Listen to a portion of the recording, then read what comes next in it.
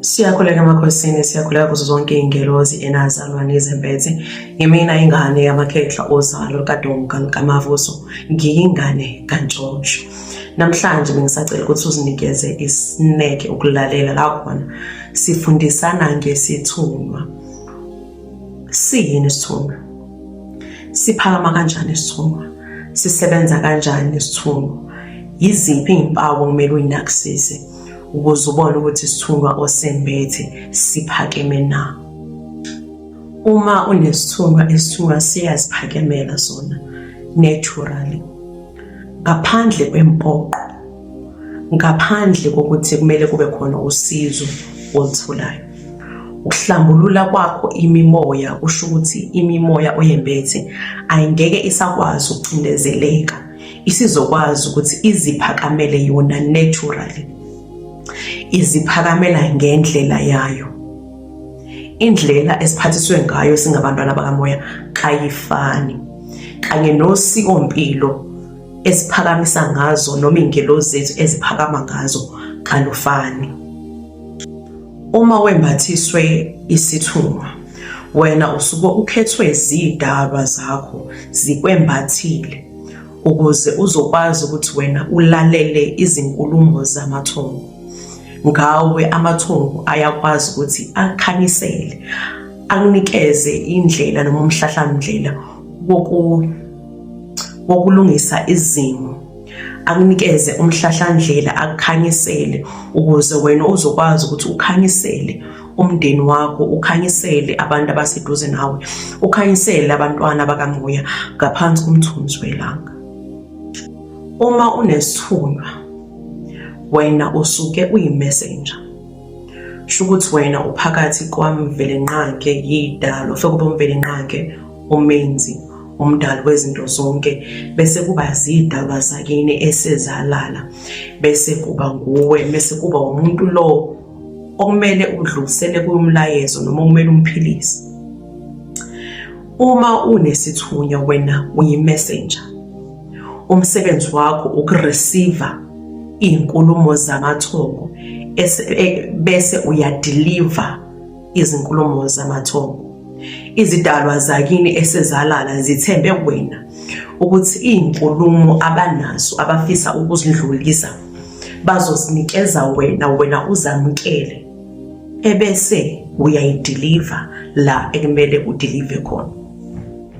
Ihlezi ngithi uma unesithunywa kufana nokuthi wena ufana ncamashi nomakhalekhukhwini.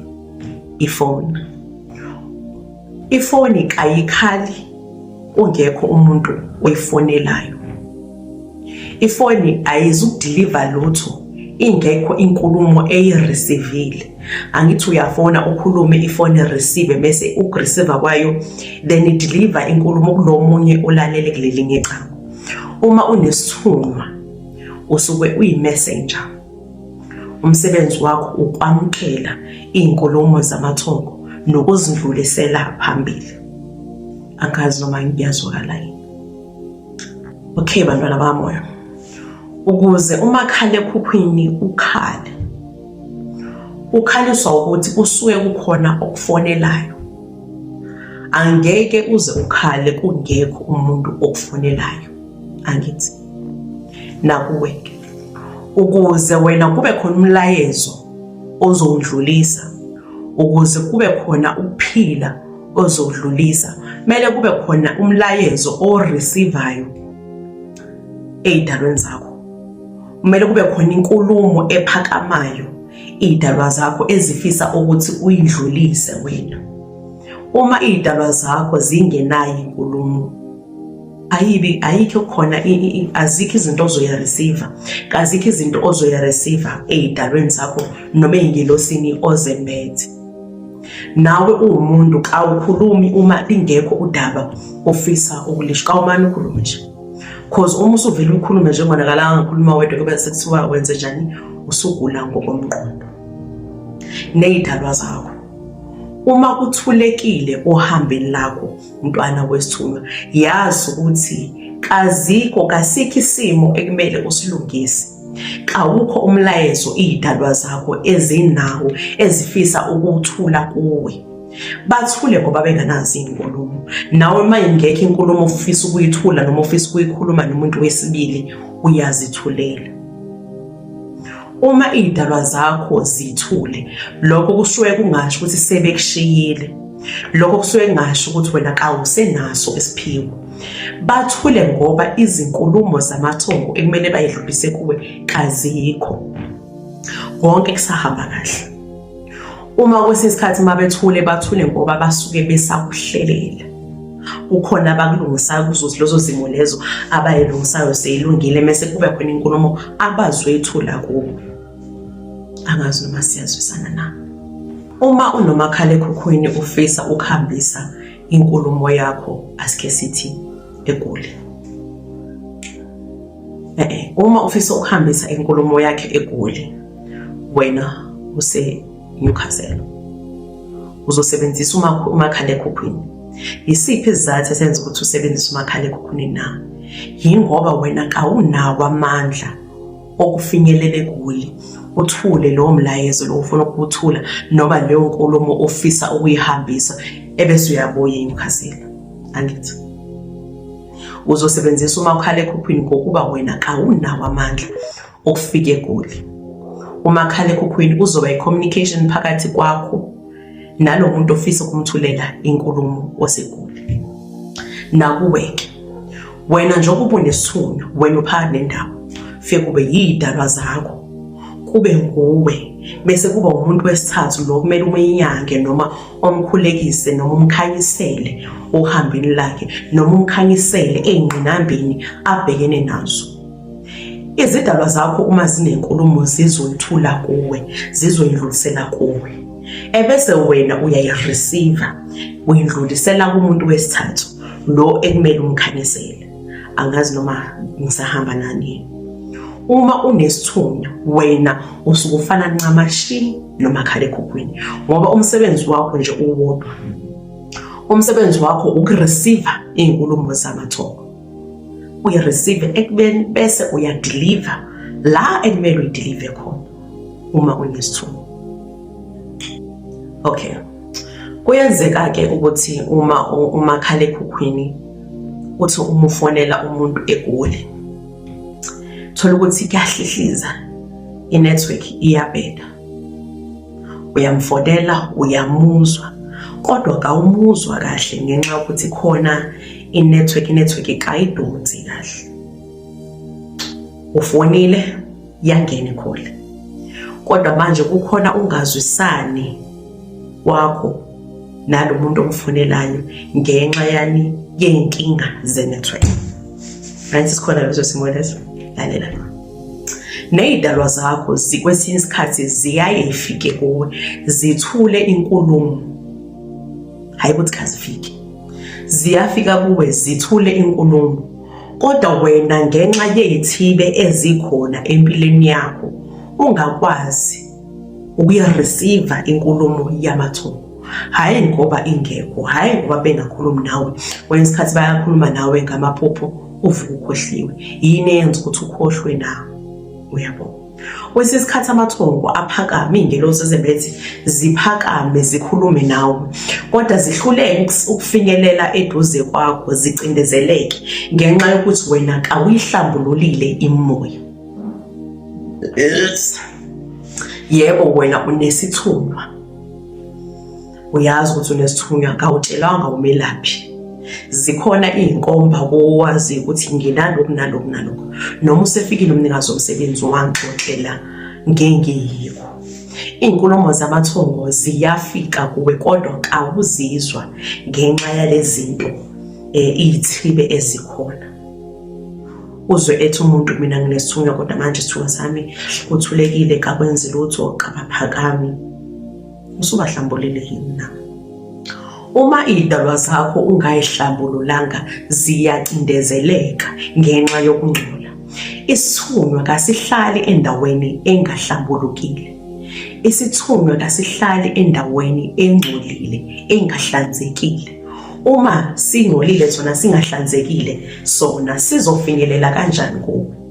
Sizoba ukukhanya kanjani, bazi iy'ngelosi zozembethe ney'dalwa ohamba nazo zizofinyelela kanjani kuwe ukuthi zikukhanyisele ekubeni zikule simo esikuzo. Kubalulekile mntwana wethu ukuthi uma unesithunywa uhlambulule imimoya yakho. Okunye kubalulekile ukuthi uma ungakazi isithunywa sakho singakabhoboki, izidalwa zakho zingakakunikezi usikompilo lakho lokuthi thina la senza u1 no2 no3 kaswenza u1 no2 no3. Uma ehambeni lakho uhambo lwakho liseqaleni ungakazi ukuthi ingelozi oyimbethe engabe iyaziphakamisa yini izinkambi na, noma cha kayizithinta iy'nkambi kayisebenzisa igobongo yona iphila ngomkhuleko nomthandazo neyiwasho amanzi kuphela. Uma ungakabi nalo lolo lwazi lolo lokuthi ingelozi yakho usikompilo layo lithini, ngiyaphaphatha, ngiyacela wema ukuthi uhambe uyoqala uhambo lakho kumelaphi ophakamisa izinkambi.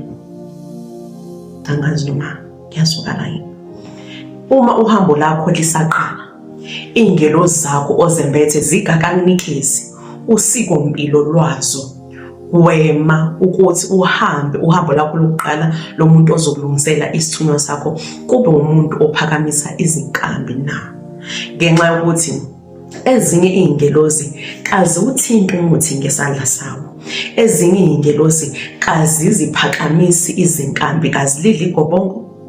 Yazi mntwana wesithunywa ukuthi kakusiwona wonke umuntu, kakusiwona wonke umntwana kamoya onesithunywa ozodla igobongo. Bathi ukuphi?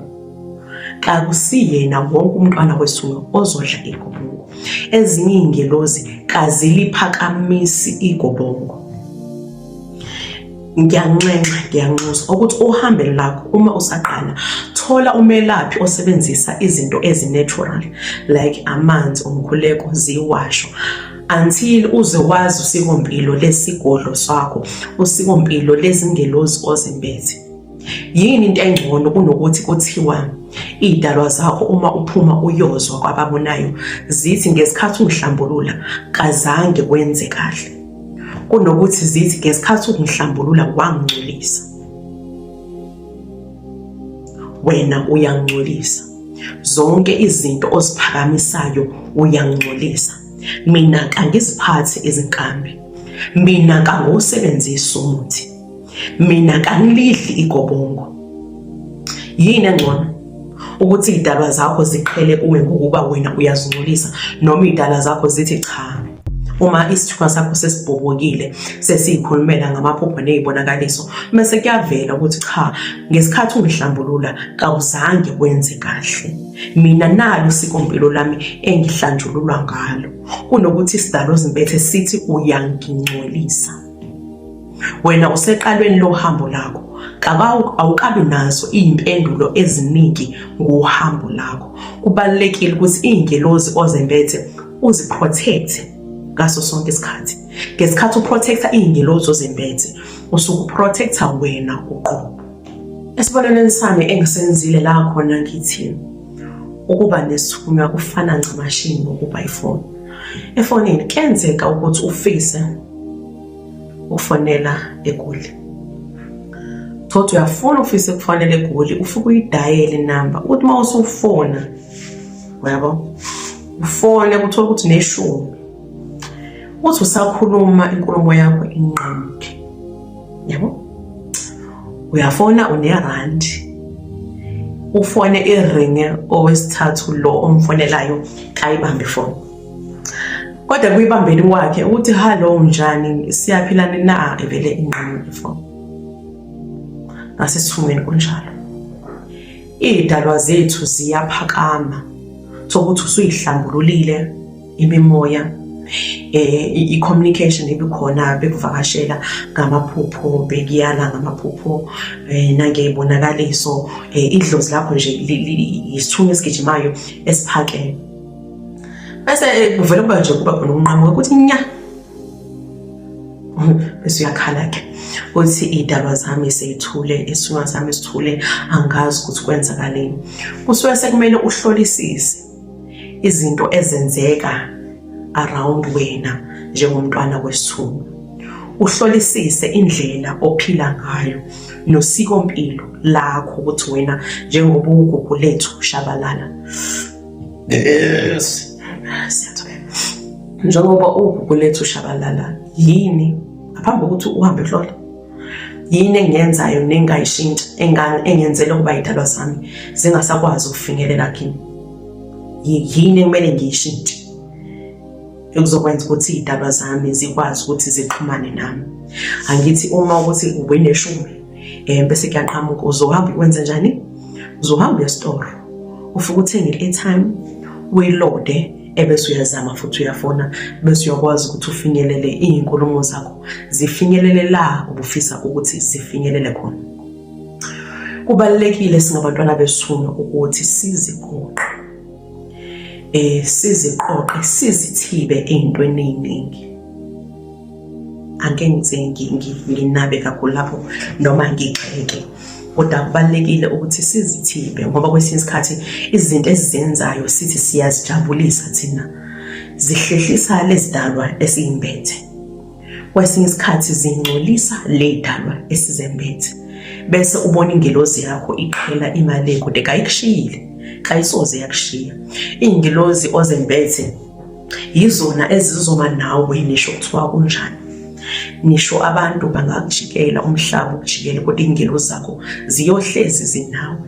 Kodwa ngenxa yokukhamba kwethu namabatha esiba nabo ngokuba thina sisenyameni, ezinye zezinto esizenzayo ziyayiqhelisa ingelosi zethu eduze kwethu bese kuba sengathi abasekho sebeshile, kanti cha abasoze bakushiya.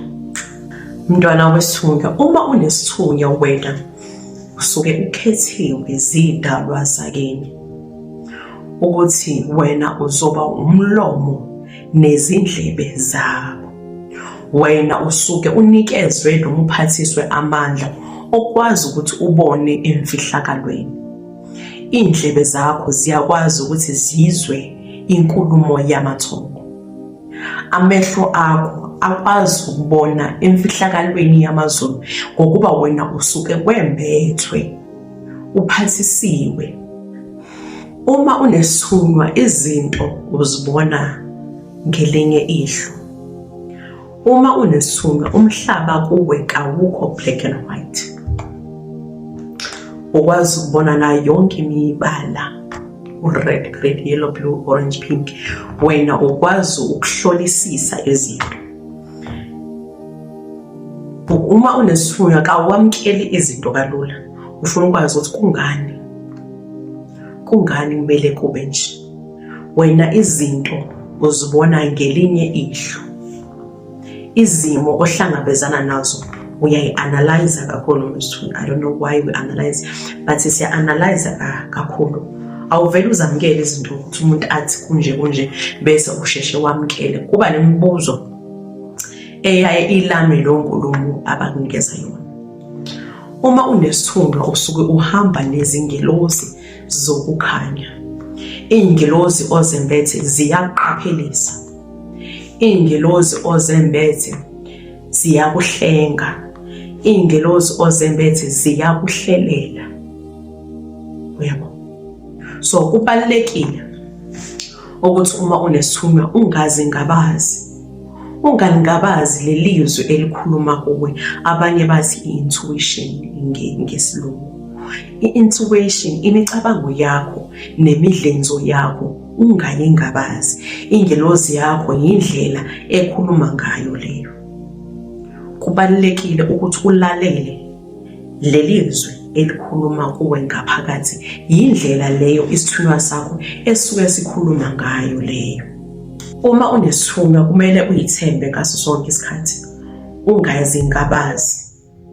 Listen to your intuitions. Lalela imidlinzo onayo. Lalela imicabango onayo. Ngoba ingelozi yakho indlela ephakama ngayo leyo. Uma unomuzwa wokuthi vuka ukhuleke, ungabodembesela, ubovuka ukhuleke ngenxa yokuthi singabantwana bakamoya sisempini.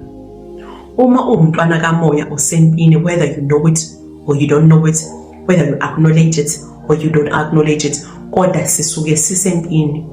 Kwesinye isikhathi uma unesithunywa wena usuke ukhanya, abantu aba-around wena bayabona lokukhanya oyibo, bayabusensa lokukhanya oyibo. Mase kuthola ukuthi umuntu awumazi uzovele athathe ngemizamo. Ngifuna ukuzwa ukuthi lento engiyizwayo ngaye amandla akhe ahamba aphelele phi. Kubalekile umntwana wesithunywa uma unomuzwa othi vuka ukhuleke musukudembesela, ngenxa yokuthi thina sisempini kamoya ekumelane silwe nayo. Ngaso sonke isikhathi lalela, ungazingabazi imicabango yakho yiyo ubusuke ingabaza. Don't second guess yourself. Don't second guess yourself. Ungazingabazi. Ingelozi yakho ikhuluma ngemicabango yakho, imidlinzo yakho, your intuition. Like you can feel sometimes vibrations, your body will vibrate. Uma usendaweni ethi asike sithi mhlambe benibabili nixoxa then bese kufika umuntu wesithathu, then something changes into you. Kuwe iyashintsha khona wena isimo sakho siyashintsha. Like you can feel your body vibration, vibrations you vibrator, ilondozana like igazi liyakushiya sometimes, like umzimba uvela ushise, hamba vele nje ubaleke usho ukuthi hayi madoda angisacela ukumshiya, uyabo. Uma ungena endaweni like iy'nwele zakho ziyashrinka, umzimba wakho uyatika, igazi lakho liyasho ukuthi there's something wrong, la ngikhona akumele ngabe ngila, hamba ithi nyawo zami ngibelethe, don't force it. Uma ingelozi yakho ixwayisa ukuthi kulesimo kuso kasikho right, now ama-signs, move away from the situation, you move. Uma unesithunywa ulalela umoya, so awulaleli ukuthi abantu bazothini, uthi hawu ngingahamba nomngane wami sihambe seklabhini, mase ngifike eklabhini ngiyamshintshela. Uyezwa ukuthi la okhona akumele ngabo la, but uzobekezela ngenxa yokuthi unqena ukuthi abanye abantu bazothini. Usuke uyifaka emngozini. Uma umzimba wakho unginikeza ama-signs ukuthi la ukhona usemngozini, move from the situation, you move. You don't procrastinate, you move. Listen, lalela ingelozi yakho ngaso sonke isikhathi, lalela umzimba wakho ngaso sonke isikhathi, lalela imicabango yakho ngaso sonke isikhathi. Yindlela isithunywa leyo ekhuluma ngaso. Lami lesithunywa sithe uma siphakama isithunywa sami, ngaphambi kokuba iy'ngelozi engizembethe ziphakame zizikhulumele, bengumuntu obeboniswa ngamaphupho. Izembatho eziningi enginazo ngibe nazo umnikazi womsebenzi engakaphakami, bengiziphupha izambatho. Mase ngihlambulile imoya, sengihlambulula imoya, ikhehla ngilembethe seliyazikhulumela, likwazi ukuphakama liphinde hlehle phezu kwesimo sempilo yami. Kangiphuphi uhambe lami lento bese iyangikhathaza ukuthi kungani ngingaphuphi, ngoba ngezwa oza kwethu esikhuliswa nabo la esithunyweni, isalukazi sakaMdlalose, bayaxoxa ngamaphupho abo, uhambo labo lukhula ngamaphupho. Uzohlala kumama Mdlalose abahlaziyele amaphupho abo. Mina kangiphuphi, and isikhathi eside bangifela sengathi ngangizwisisi isiphiwo sami, into ehlukile phakathi komunye umuntu nami, ukuthi njalo mina mangikhuleka kuzomele ngifake izambatho. Ngaphandle ukuthi ngifake la zambatho, angiliboni umehluko okhona phakathi kwami nomunye umuntu wesibili okhulekayo njengoba nami ukhuleka. Yini umehluko? For 2 years bengiyiduduza ngokuthi even though ngingaphuphi, even though ngingabi nazo izibonakaliso njengoza kwethu, okusalayo nginekhehla elikhulumayo la ngaphakathi kwami. Ngiyacabanga ukuba umshengu azange azaziphakamela iphakamela umsebenzi wakhe, bengizongabaza ukuthi ngiphathisiwe, ngenxa yokuthi izinkomba ezitshengisa ukuthi nginesithunywa, ngingumntwana kamoya kangisenazo. Ekhuleni kwami benginazo iy'nkomba ebezitshengisa ukuthi mina ngembethwe. Benginazo izinto ezenzekalayo kimi ezingitshengisayo ukuthi nginesithunywa, ngingumntwana kamoya. Ekwamukeleni uhambo lwami kwavele kwanqamuka yonke into. Kangisaphuphi, kangisabona, angisabi nazo izibonakaliso. Ngiyangabaza manje, ngispende 2 years ngingabaza ngesiphiwo sami. Kancane kancane ngizwa kumama Mdlalosi, ngithi mama Mdlalosi phela awukhiphi ingonyuluka. Awukhiphi ingonyuluka, ithini into? Kuhamba kanjani ngami? Isiphiwo sami abantu abaningi besibadida. Ngoba mina nginesithunywa kanginali, angisisangoma, kangisinyanga, kangisigedla, nginesithunywa nje kuphela. Kodwa manje uma ingelozi engiyembethe iphakama, iyabonga uphakama kwayo. Ukubonga kwayo abelaphi abaningi bebethi mabebona isiphiwo sami kuthiwa ngididekile, nginedlozi, kanginaso isithunywa ngenxa yokuthi isithunywa siwumoya, ngisebenza ngomoya. Kwenzeka kanjani ukuthi kimi ngibe nekhehla eliziphakamelayo, ngibe nekhehla elizikhulumelayo? Yabo, so ngibe nokudideka isikhathi esiningi mangithi ngibuza isikazi lesi esingikhulisayo, ngithi mina koko kuthiwa mina angikwazi ukuba nesithunywa ekubeni nginekhehla eliyikhulumelayo. Ikhehla eliyikhulumelayo lenzeka kubantu abanomngoma nezinyanga namagedla. Because mina nginesithunywa, nginomoya, ngimbethwe imimoya. Imoya kayikwazi ukuziphakamela phezu kwesimo somuntu, yidlozi kuphela eliyiphakamelayo. So uhambo lami belithanda ukuba yindida kimi umuntu kamoya. Ngifuna ukuchazisela ekutheni yazi ukuthi isibonelo engisenzayo, ngifuna ukuthi wazi ukuthi wena uma unesithunywa, indlela ophathiswe ngayo angeke isifane neyomunye umuntu. Indlela ophathiswe ngayo ngeyakho. Isiphiwo sakho singesakho. Yekelani lento yokuziqhathanisa. Usuyayiqhathanisa ukuthi manje ukuze ngibe nesithunywa kumele ngibe nengelozi ekhulumelayo. Ukuthi njobe yami ingayikhulumela ingelozi kanginaso isithunywa, musu kuyiqhathanisa. Iziphiwo zethu kazifani ngaphansi komthunzi welanga. Indlela esiphathiswe ngayo kayifani. Singaba ngabantwana bamanzi sonke sibe nesithunywa sibe bathathu, kodwa ukuphakama kwemoya yethu angeke iziphakame ngokufana. Indlela izidalwa zethu ezisebenza ngayo angeke izifane. Njengoba unesithunywa ungaziqhathanisi namuntu, you are unique. Isiphiwo sakho si-unique. Futhi akekho ke wafana nawe, futhi akekho ozofana nawe. Ngoba nisho kuthiwa ungaba ney'nkomba sokuthi isiphiwo sami sicishe sifane nesakho, kodwa khona la sizohluka khona. Angeke size sifane ncamashi. So musa ukuzingabaza, musa ukulalela imithetho yezinye iy'godlo, bese wena uzofuna ukuthi u-installe kuwe kwelakho uhambo ey'ngelozini ozembethe. Yes. Ngiyababa. Ey'ngelozini ozembethe, landela usikompilo lezingelozi zakho ngaso sonke isikhathi. Kolami uhambo bengazi lutho ngosikompilo lesithunywa. Ngiqede 2 years, unyaka 2 nenyanga eziyisithupha ngaphambili ngihluleka ukulalela ukuthi ingelozi yami isebenza kanjani. Ngihluleka ukuqondisisa ukuthi ingelozi yami ikhuluma kanjani. Bengilindele izwi. Ohambeni lami bengilindele ukuthi kuzofika izwi.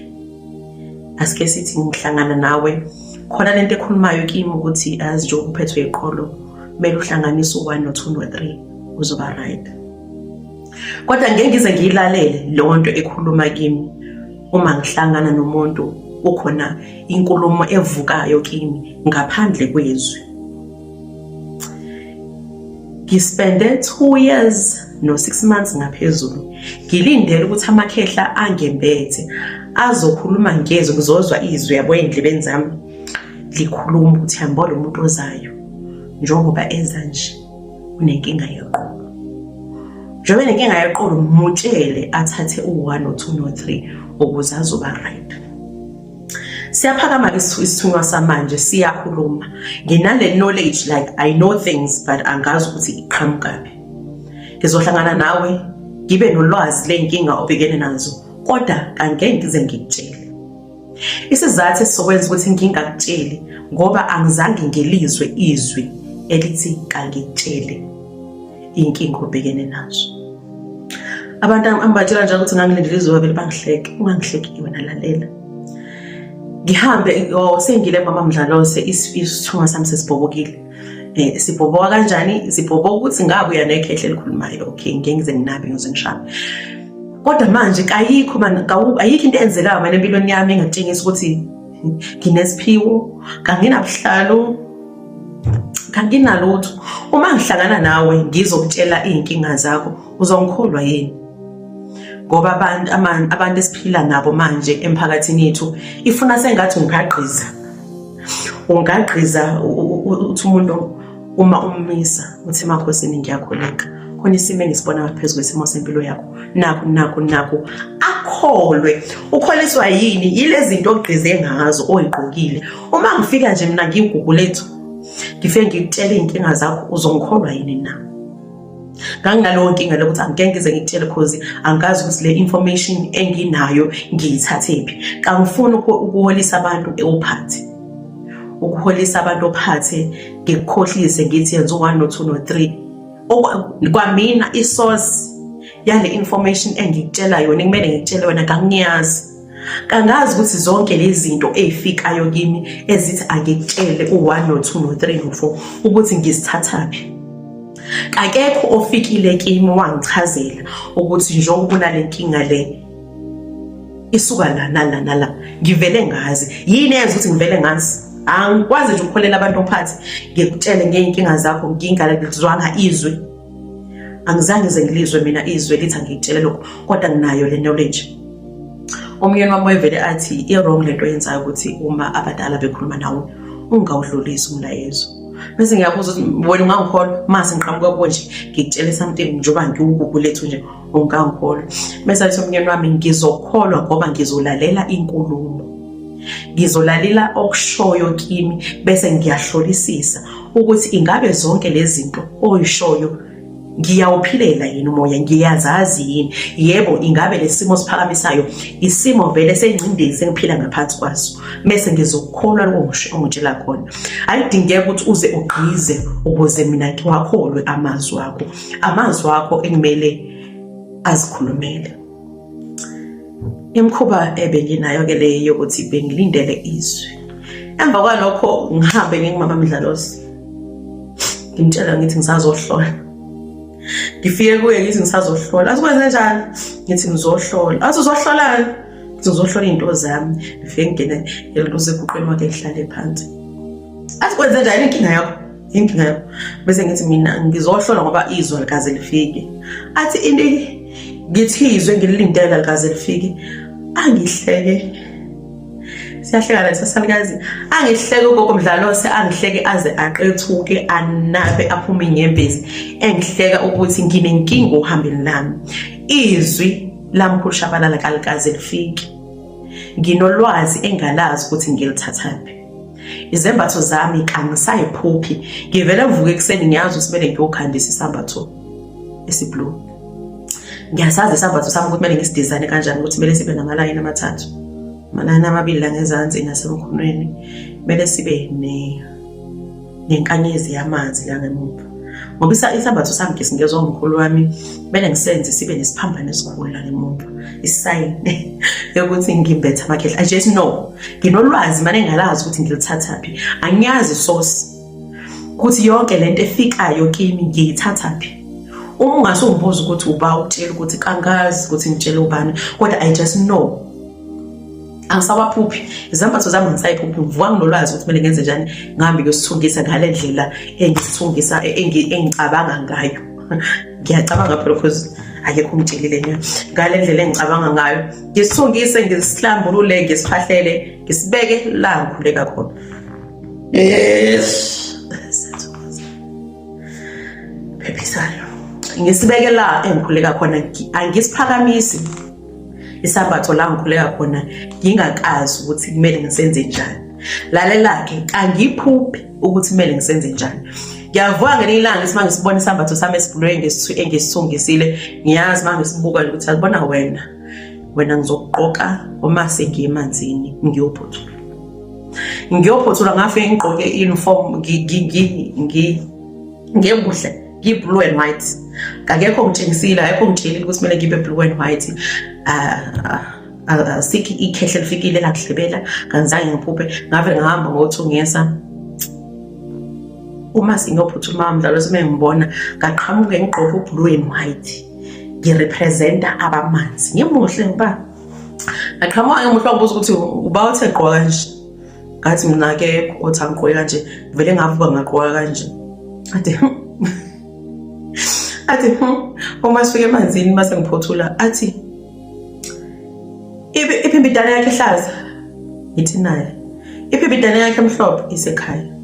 Uyabo zonke lezi zinto akekho owangitshela ukuthi kangizithungise noma kangibe nazo. Ngavele ngaba nolwazi lokuthi umhla ngiyophuthula kumele ngigqoke ublue and white. Azange lafika amakhehla ngitshela ukuthi kangigqoke ublue and white.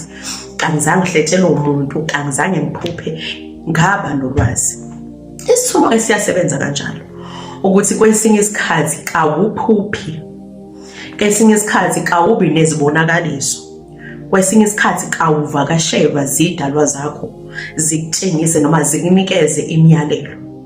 Kwesinye isikhathi uvuka unolwazi lezinto okumele ube nazo, kungekho okutshelile ukuthi iba nazo. Uba nolwazi, uvuka nje uwazi ukuthi kumele ngenze u1 no2 no3 no4. Ayikho isource behind that knowledge.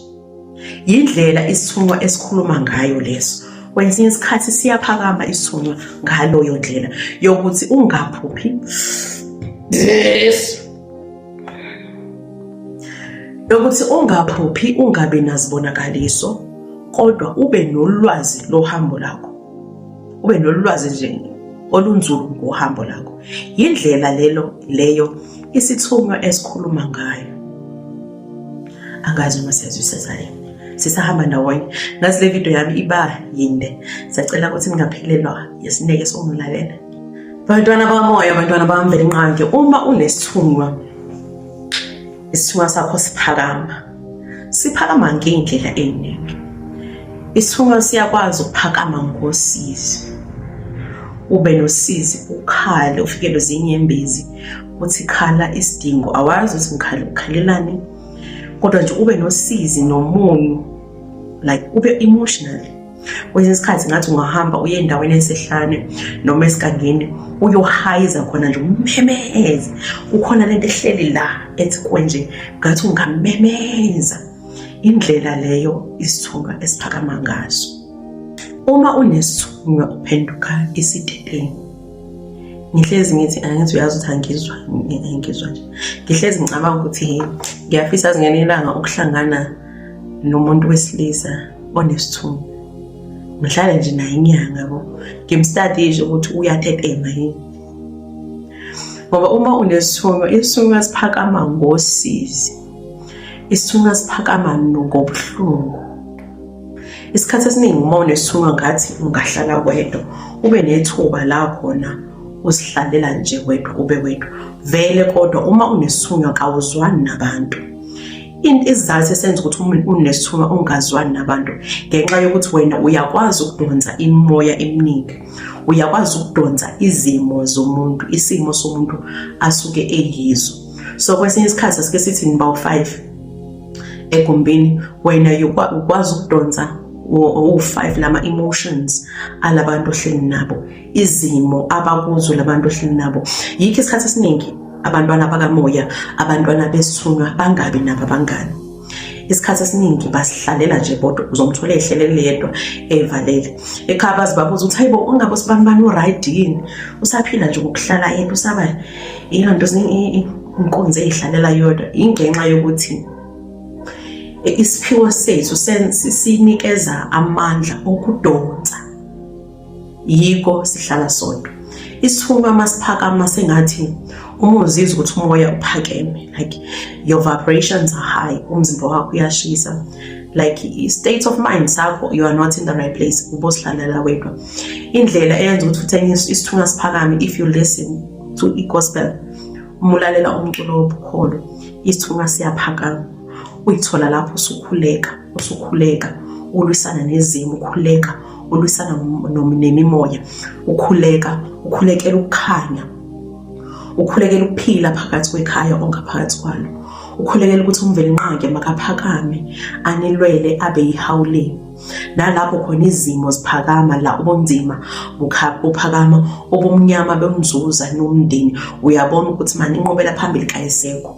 Isithunywa siyaye siphakame ngaleyo ndlela yosizi, ukuze wena uzokwazi ukuthi uthathe iy'khathi zakho zamoya ubheke empini. Isithunywa indlela esiphakama ngayo siphakama ngey'ndlela ey'ningi. Uma uwumntwana wesithunywa kubalulekile ukuthi ulalele umzimba wakho. Lalela ufundisise umzimba wakho. Ngazi uma siyazwisana. Kwesinye isikhathi uma usendaweni okungamele engabe ukuyo, umzimba wakho uyashintsha.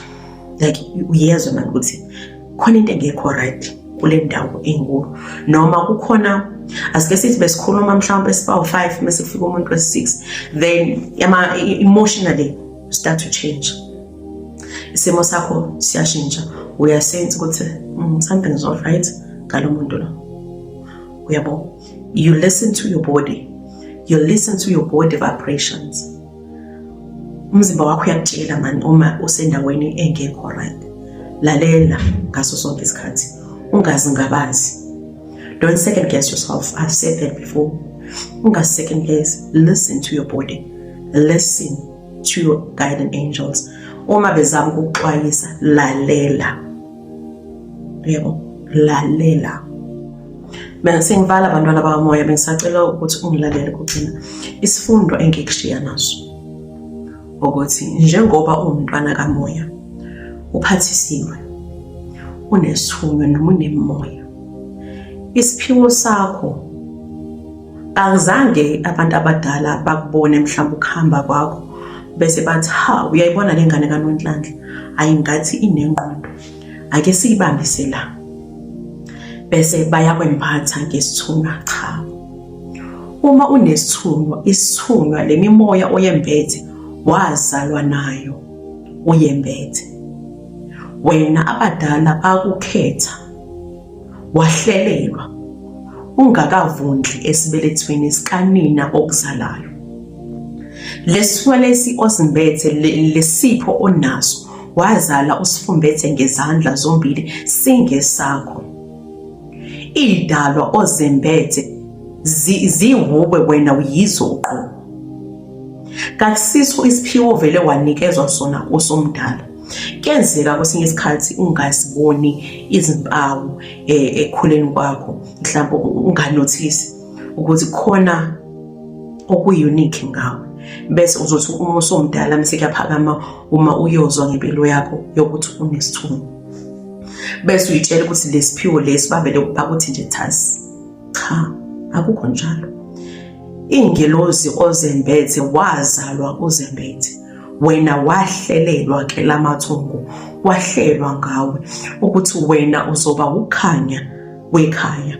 Wena uzokwazi ukuthi ulwisane nazo zonke izimo ezizophakama ngaphakathi kwekhaya. Mntwana kamoya, wena kade walindwa, wena wahlelelwa.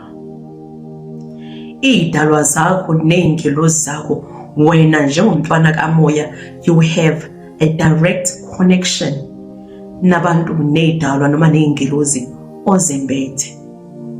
Lalela, uma ufuna esithunyweni kuyaphileka. Uma iy'ngelozi zakho seziphakamile, wazihlambulula, zayekela ukuba zicindezele, usuzembethe, usukwazi ukukhuluma nazo, kuyaphileka kamoya.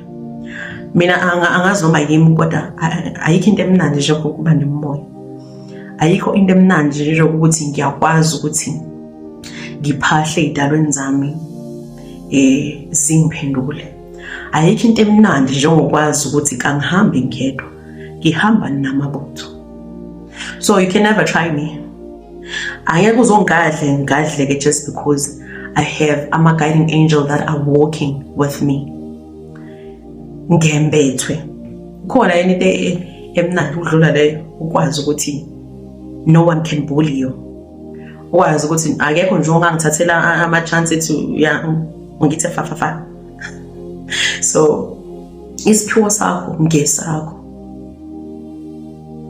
embrace it, samukele, yakha le connection phakathi kwakho nezidalwa zakho, musa ukuba livila.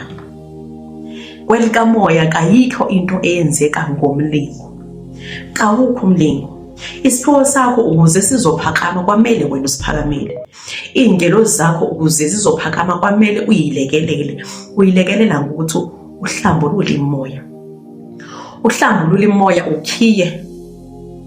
Uhlambulule imoya ukhiye. Uma uhlambulule ngosikompilo lakho, ukhiye wokuthi isiphiwo sakho sibhoboke, isithunywa sakho siziphakamele. Kwesinye isikhathi bathi usuke unengelozi egijimayo.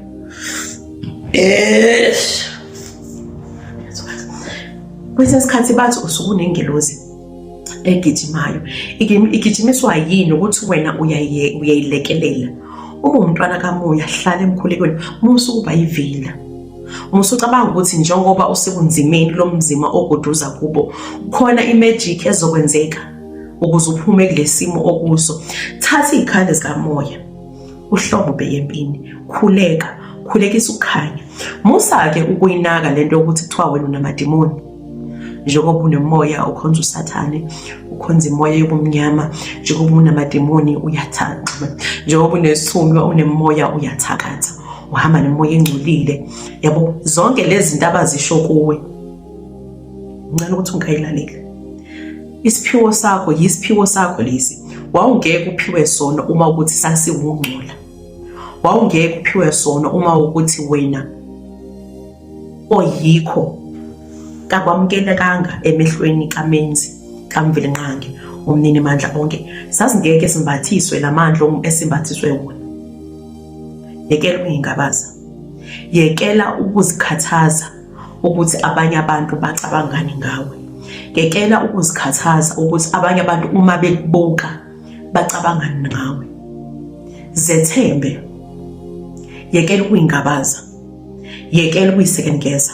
Zethembe. Ungathatha amathemba akho uyowanikeza umuntu wesibili, uyomnikeza amandla anganawo. Lento le isithunywa lesi lamandla lesiphiwo usembethe njengengubo. Singesakho. Phahla uma ukuthi khona la ongakhanyisela kangakhona.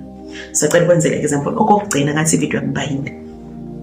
Uma wakho asikithi umzali wakho ekuthuma esitolo ethi sacela uhambe uyomthengela amaveji.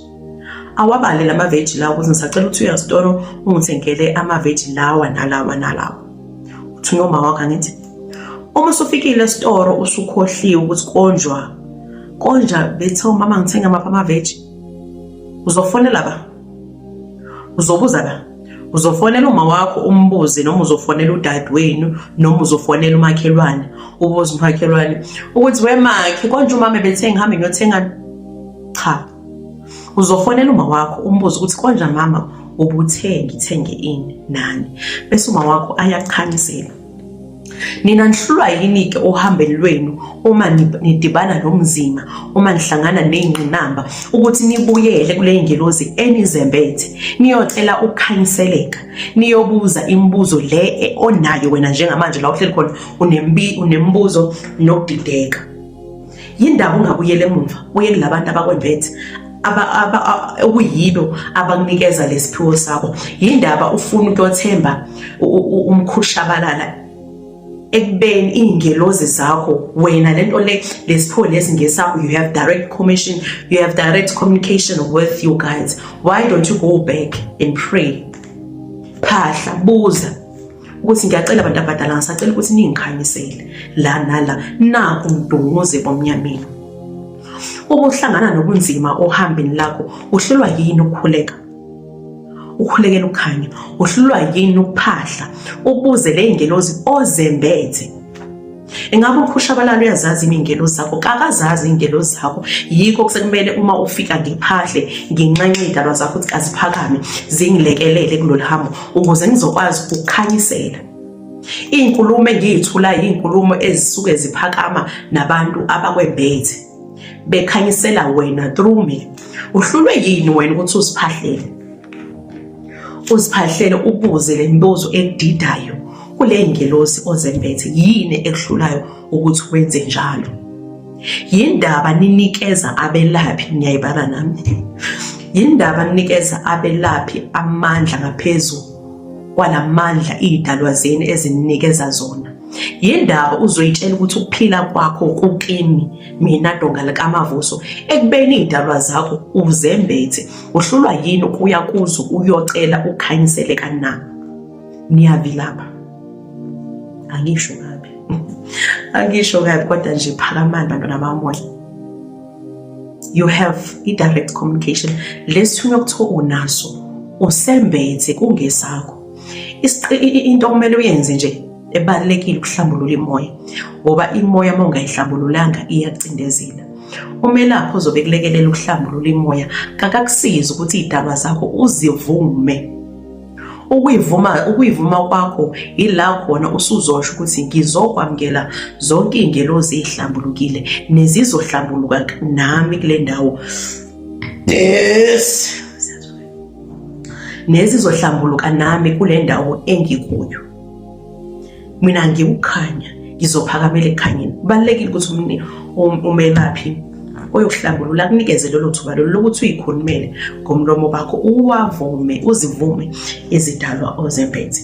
Ngiyabona ngathi le video yami isinde kakhulu. Okusele namhlanje ngizophinde ngiqhubeke ngenze esinye isiqeshana esizongikhanyisela ngaphansi kwesihloko esithi isithunywa. Ngiyabonga abantwana bamoya, ngiyaphaphatha, ngishaya isandla phezu kwesinye, ngiyathobeka. Imina ingane yamakhehla ozalo likaDonga likaMavuso, ngiyingane kaNtshosho. Ngithi makhanye ehlobe kube kuhle, kube kuhle, kube mhlophe njengehlabathi solwandle, mabudede bomnyama kuvele ukukhanya amako.